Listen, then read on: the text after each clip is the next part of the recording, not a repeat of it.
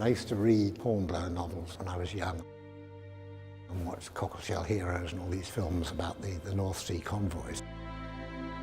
I was interested, first of all, in the fact that a ship had gone to the Antarctic for 4 years in 1839. Erebus had gone further south than any other ship had been before. It circumnavigated the Antarctic, brought back an enormous amount of information. Then to find that it had been the flagship of the Franklin expedition. The Greenwich Royal Naval Hospital has, for my money, the finest of all the Franklin memorials. It shows the hopeful start and the tragic end, and I think this says it all. I felt someone ought to tell this particular story, link it all together, and the one link is the ship itself.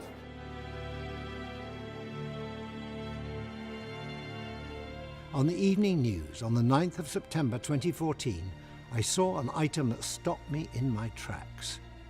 At a press conference in Ottawa, the Prime Minister of Canada announced to the world that a Canadian underwater archaeology team had discovered what they believed to be HMS Erebus. Her hull was virtually intact, its contents preserved by the ice. From the moment I heard that, I knew there was a story to be told. Not just a story of life and death, but a story of life and death and a sort of resurrection. I was as interested by what it was built with, where it was built, the brief time she spent in the Mediterranean, as I was with all the great voyages after, because I knew the great voyages were going to be a good story to tell.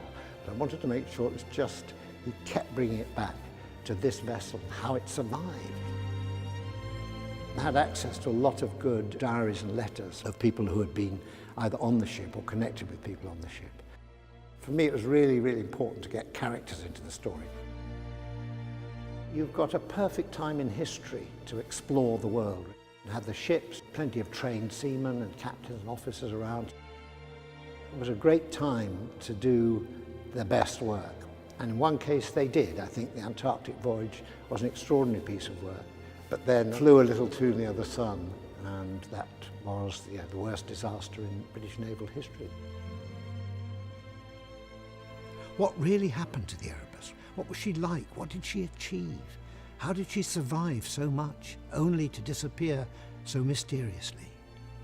I'm not a naval historian, but I have a sense of history. I'm not a seafarer, but I'm drawn to the sea.